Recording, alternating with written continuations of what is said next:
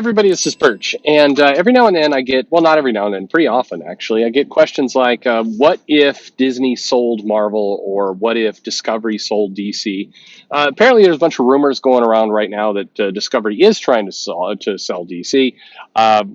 These are rumors. I don't. Nothing's been validated, and I think overall it's an unlikely premise for a bunch of reasons. It wouldn't happen this fast in the portfolio acquisition. But okay, fine, I'm game. Let's play this thing out. So, what is the most likely scenario? First off, to kind of ground everybody, this is my opinion. This is business industry talk, so you can kind of ignore it, do whatever you want to do. But first things first, a all out sale of Marvel from Disney or DC from Discovery is severely unlikely. And the reason it's unlikely is kind of three major reasons, and they'd be major hurdles to get over. The first, which really kind of ties to the other two, is that the asking price for Marvel or for DC would be far higher than anyone would reasonably want to pay for it. And the reason it would be high is because of the market value of these characters. And this is kind of the weird place that both Marvel and DC have gotten themselves into, where they have worldwide recognized highly, highly valuable licenses. No matter what you've heard on some YouTube channel, they're still very, very valuable licenses, which is different from very, very valuable comics. So, but anyway, the comic business is not super great. It's maybe putting it mildly in some cases, but it still sells books. The interesting part about Marvel and DC is there's a built-in, if you're an investor, one thing you like about the Marvel and DC business is there's a very established business track record for, their financials, for their model. You have a comic, you take it to a graphic novel, you take it to a trade paperback, you have a digital play you're doing absolutely nothing with, so there's your upside. So if you're looking at this from an investment perspective, you could say, okay, there's a track record here. The problem with that track record is that the asking price, because of the licenses and because of the brand recognition, is going to be far in excess of what the comics actually make. So a sale of these companies would be, like somebody would want, a 250 million for, and actually that's even too low. But I mean, let's say back of napkin that Marvel's comic business is clearing 80 million a year. Okay, let's clear that. That I think that's actually low, and you could argue why do I think that's low. But I think anyway, once you put in the licenses, once you put in the all the extraneous things which we're about to talk about, the asking price for say a Marvel would be in billions, and nobody's going to buy that. The problem is the companies that would be interested in it, frankly, is a company that already has it. A company that would be interested in it would be one that would say, all right, we're going to leverage these licenses to do movies and to do kind of all these toys and all these other merchandise, and we're going to do comics as well. It gets to be a very, very high price that is far higher than the business would make to an acquirer. Now, if Marvel was owned by, I don't know, pick your poison, Verizon Wireless, then a Disney would be a good acquisition target, and I think buying Marvel would make a lot of sense. But as I mentioned, Disney owns Marvel, so there's just not really a clear sale there.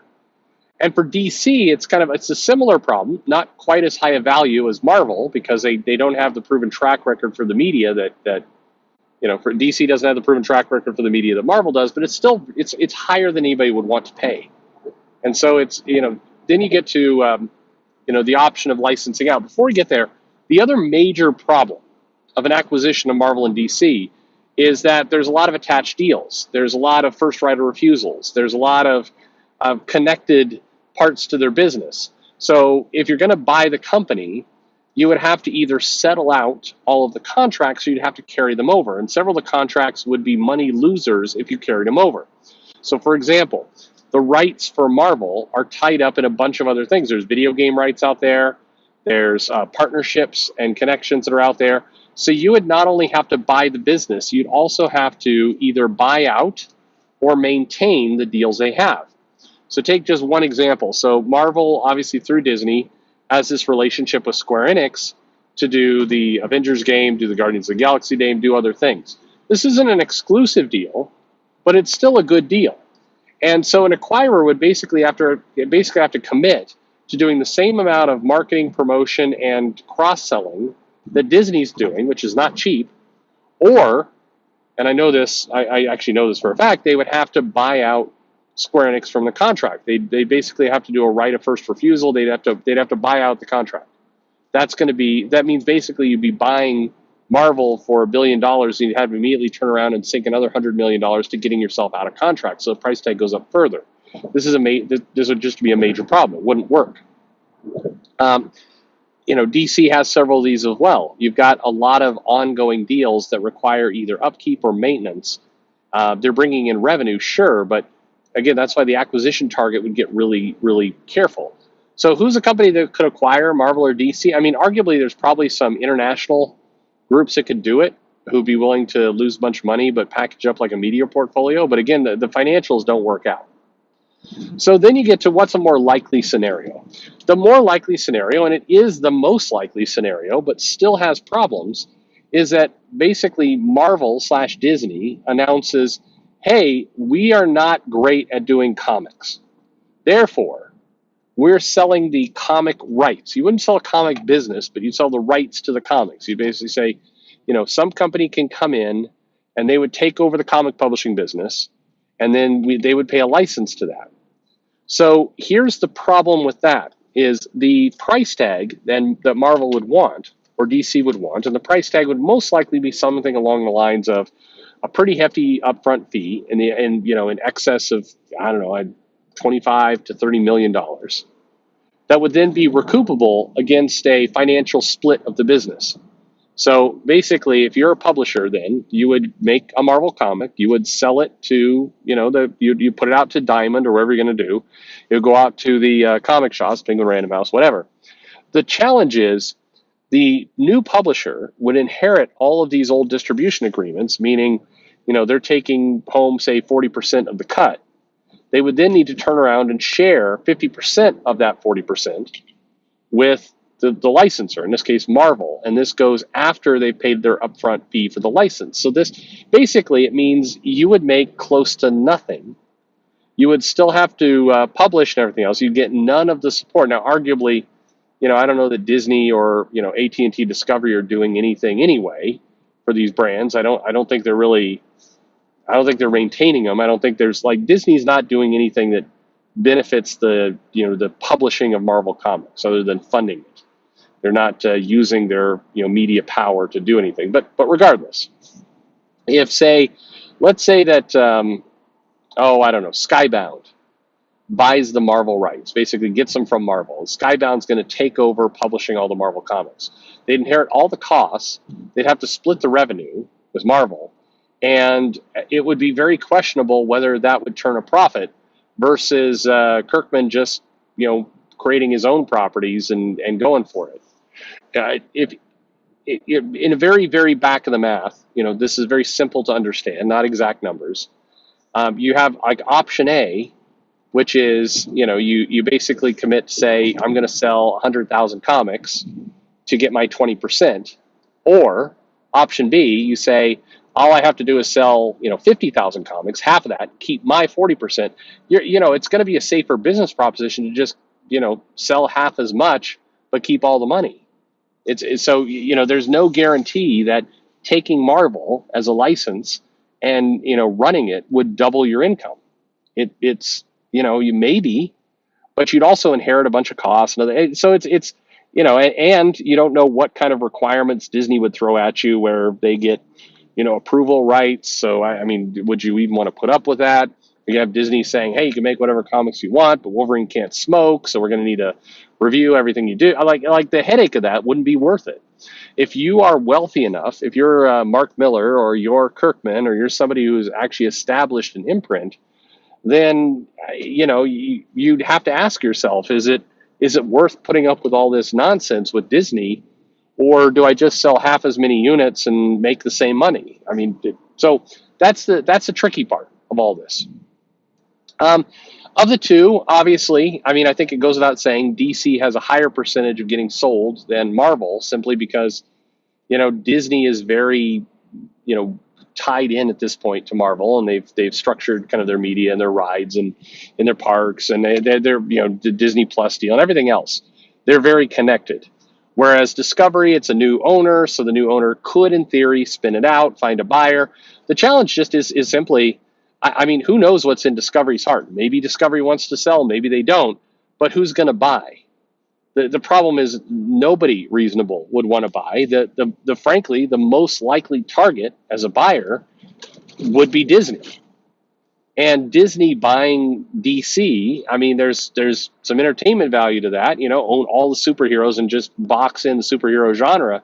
But, I don't know if Disney has the money to throw around on that. My take is that Disney views the DC characters as irrelevant. I think they believe that they can still get lots of mileage off of the MCU and those media properties, and I don't think they feel like they need it. And then I also, the connected deals, the various licensing deals that would stay in effect, make it, Marvel wouldn't enjoy that. Marvel already has issues, Disney already has issues with the fact that Universal holds some of the rights to the Marvel characters for their theme parks. DC opens up a whole complete other bag of worms. Six Flags is, very, very much holds those rights. Lots of people hold, the relationship with Warner, if Disney owned DC, then they'd still have to fulfill those obligations. And would they want to? I mean, it's just, you'd have to make a very compelling argument that Disney owning DC would, add to their business. And right now, the people at Disney believe they've got what they need, that they don't need it. So, I think that the problem is I don't know who would step up to the plate. So I think that the most likely thing, if we're talking about a change of ownership in any form, is that a DC or a Marvel announces that they're going to work with some other company to produce the comics. And I think it's again still on the table, but the people who have enough money to actually go for that kind of deal arguably would never want that deal because they're making their money other places easier anyway. So that's where it all gets sticky. But anyway, there you go. That's kind of how this would all play out for those two. But as I said in another video a while back, I think overall, comics is a slow motion train wreck to some extent because it's slowly veering its way into a place that is difficult to claw your way out of. And if there's some dramatic recession, downturns, people suddenly get tired of superheroes in the movies, etc. If some of these dominoes fall, I think it still gets ugly really fast. And the main thing you'd want to look at in a business is, what is the sustainability?